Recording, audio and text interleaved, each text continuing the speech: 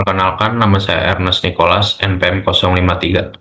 Di sini saya akan mempresentasikan teknologi membran pada pengolahan air.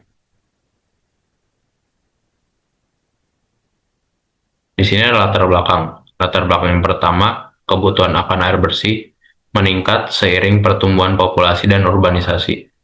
Yang kedua, sumber air seperti air permukaan, air tanah, dan air limbah semakin tercemar oleh aktivitas industri, pertanian, dan rumah tangga.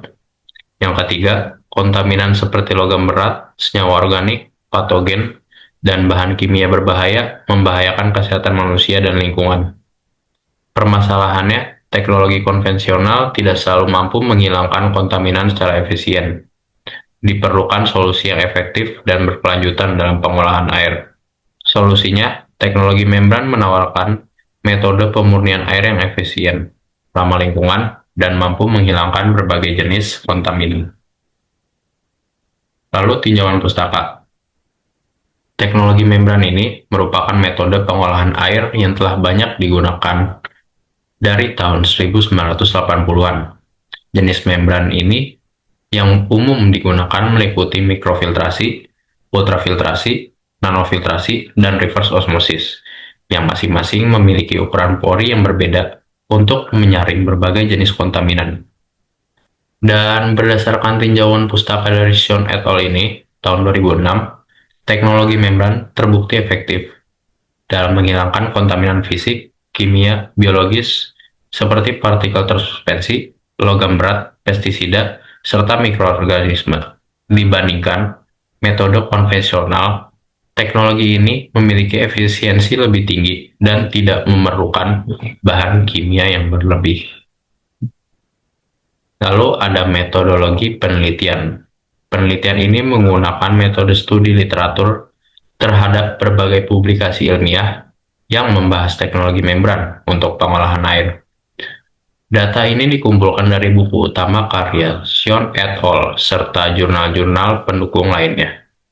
Analisis dilakukan untuk mengevaluasi efektivitas berbagai jenis membran dalam menghilangkan kontaminan fisik, kimia, dan biologis dari berbagai sumber air, termasuk air permukaan, air tanah, dan air limbah.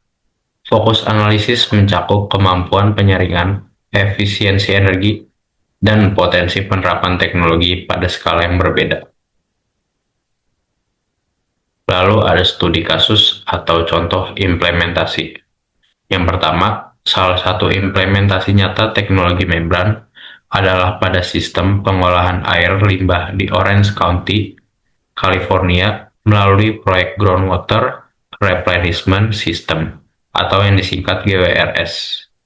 Sistem ini menggunakan kombinasi dari ultrafiltrasi, reverse osmosis, dan disinfeksi UV untuk menghasilkan air daur ulang yang berkualitas tinggi. Lalu ada studi kasus yang kedua, di Singapura. Teknologi membran digunakan dalam program New Water yang mendaur ulang air limbah menjadi air minum. Implementasi ini menunjukkan bahwa teknologi membran tidak hanya efektif secara teknis, tetapi juga dapat diterapkan pada skala besar untuk kebutuhan masyarakat urban. Penggunaan teknologi ini semakin meluas, termasuk di negara berkembang, dalam pengolahan air sungai, air tanah, dan air limbah industri. Lalu ada juga keterkaitan dengan SDGs, Sustainable Development Goals. Teknologi membran berkontribusi langsung terhadap pencapaian tujuan pembangunan berkelanjutan SDGs, Sustainable Development Goals. Nomor 6, Clean Water and Sanitation.